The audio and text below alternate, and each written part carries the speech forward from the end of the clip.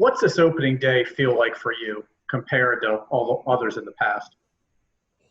Well, it's definitely different. And can you guys hear me okay? Is everything clear enough through the mask? It's different. It's, man, it's a lot to take in. It's a lot to take in. But, you know, I think I didn't even realize, to be honest with you, that this is my 11th opening day, 12th opening day, something like that. And they go by quickly. But opening day is always special just because, you know, it signifies the start of a new season. Gives you a chance to kind of start over and rewrite, you know, the last few chapters of your story, whether that's good or bad. I think it gives you a chance to just start over again. Dan Connolly, you're up next. Go ahead, Dan. Hey, Chris, it's a perfect dovetail for what I was going to ask. It seems like with us in the media, we kind of do this is a big year for Chris Davis, an important year for Chris Davis, seemingly every year. But given the way that you started this spring, given, you know, kind of how you seem like renewed in your passion here for it, is this a big year for Chris Davis? Does this have more significance or more importance than some of the ones in the past in your mind? I think it's a big year for everybody, just with everything that's going on. I mean, just walking in today, you know, seeing the setup, kind of seeing the challenges that we're going to have to deal with on a day-to-day basis. It's a big deal. It's a big deal for everybody. Personally, I feel good. I feel like I'm back to myself. I feel like I'm playing the game of baseball and I'm enjoying playing the game the way that I know how to play it, and it's refreshing, you know, and it's nice to go out there and enjoy what you do, and even in the midst of everything that we have going on, it's been nice just to be out on the field with my teammates, to see those guys again, to feel somewhat normal on the field. Now, away from the field, it's going to be, like I said, it's going to be a challenge, but you know, at least we're getting the opportunity to play hopefully 60 games, 60 plus.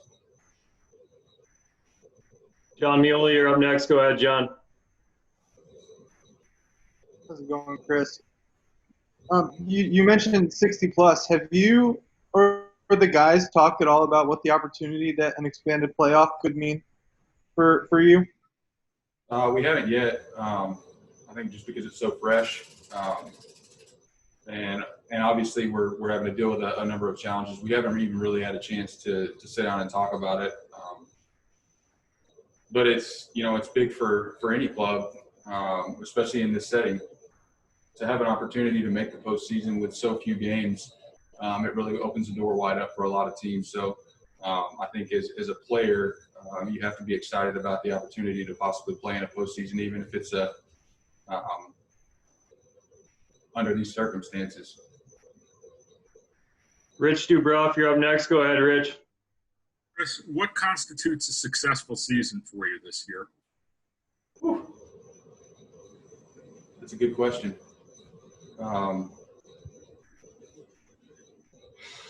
I think for me, personally, just being a productive player. I mean, and I know that's kind of vague, but not putting so much stock into results and how I'm going to match up statistically, but really focusing in on what I want to accomplish as a player and how I'm going to go about that. And I think really in the past, that's why I was able to have so much success the years that I did. I was focused on my process. I was focused on how I went about my business. And I think if I can keep my focus on that, how I prepare myself, that at the end of the season, the results will be there. Joe Trezza, you're up next. Go ahead, Joe. Hey, Chris. There were things that the Nationals, Yankees, Dodgers, and Giants did before yesterday's game to kind of stand for social justice. And I know MLB is planning similar types of demonstrations before all of tonight's games. I'm curious, though, how much have you guys talked about that as a team, and where does the team kind of stand on what is going to take place before the game tonight? We've talked about it a lot. We've had several meetings, whether they've been in groups or individual. And I think our stance is a united one. And one of the things that we wanted to address early on was the culture and really the climate of our clubhouse.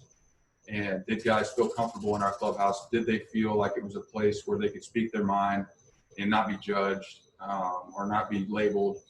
And it was a unanimous yes. They felt like it was a good place for them to be. And as the veteran in the clubhouse, it was refreshing to hear that. And that was something that I voiced to those guys. If there is an issue and guys don't feel safe, then we need to address it. We need to address it together. And maybe that means we don't come to a solution the first day, but it's worth it to take the time and sit and talk about these issues. And I think that you're going to see that tonight on the field. We've talked a lot about what we're going to do. We want to look unified as a group, and we are. And I think that it's going to be a really special moment for a number of guys.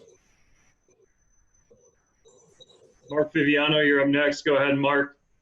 Hey, Chris, as you guys get used to playing in ballparks without fans, I know not all parks are created equal. I got to believe in a place like Boston, that old park where they're on top of you, the fans usually, that it's going to be even more noticeable. Do you think that'll be the case? Is there some getting used to, and might it stand out even more in a place like Boston? No doubt. And I think the exhibition games were kind of a good test for us as players to see what it's going to look like. Ultimately, at the end of the day, the game is still the same game. And it's still about going out there and doing everything that you can to try to get a win. But there are definitely some challenges. There are definitely some things that we're going to have to get used to, hopefully just for this year. But it's just a reminder that ultimately it's about the game. It's about what goes on between the white lines, and it's about locking arms with your brothers and doing everything you can to try to get a win. Next up, David Lorda. Go ahead, David. Hey, Chris. My question actually piggybacks on that pretty well. I know fans are obviously a big part of the Fenway experience. What are your most memorable fan experience moments at Fenway, either during games or maybe interactions you've had with fans before or after games? Well, that's not a fair question because you were here when I pitched in 12. Last year, obviously, when I got the hit to break the streak. I've had a lot of really cool moments in Boston, and it's going to be tough to not have fans in the stands. I think any player has that's thought about what the season is going to look like has had to face that question. What is it really going to be like without anybody in the stands? And you can simulate all the crowd noise that you want. You can do everything.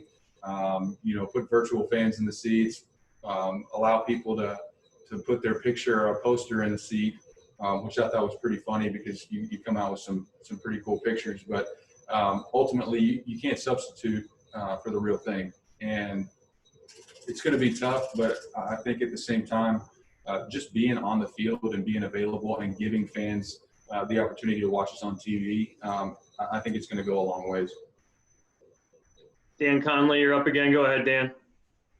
Yeah, Chris, you're one of the few guys in the major leagues that have, participated in a game without fans, during a regular season. Have you talked to many of your younger teammates? Have they asked your advice? Have you spoken with them at all about that 2015 experience? I know you've talked about how weird it's been, how weird it was, but do you talk to them at all about it?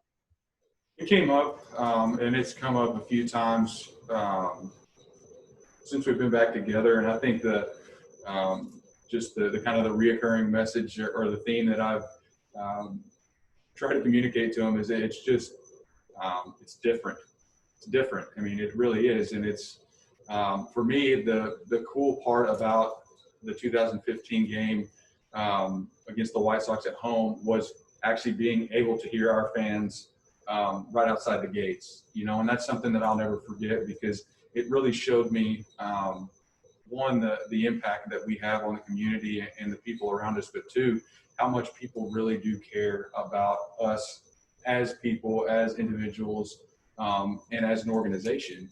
And it just, like I said, it's tough. It's going to be tough going out there every day, having to face these challenges, and it not being normal. But I think it's something that it's obviously worth doing. Otherwise, I wouldn't be here. Next up, Todd Karpovich. Go ahead, Todd. Hey, Chris.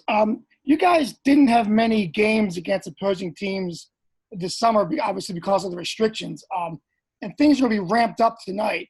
Do you feel like you're getting thrown into the fire a little bit, or you think you guys are ready? I think we're ready. I think that everybody's being thrown into the same fire. I mean, we're all having to figure this out on the fly. You know, I think we're all having to figure out how to deal with these circumstances and how to deal with all this on the fly. So we're all in the same boat as players, and that's something that has really unified us, whether it's, you know, Red Sox or Orioles or whatever the team may be, whoever it may be. And it's been so far it's been kind of cool for me to be able to talk to guys on other teams and really get their point of view and just see how they feel about everything. So I mean, it's new for everybody. It really is, but we'll figure it out.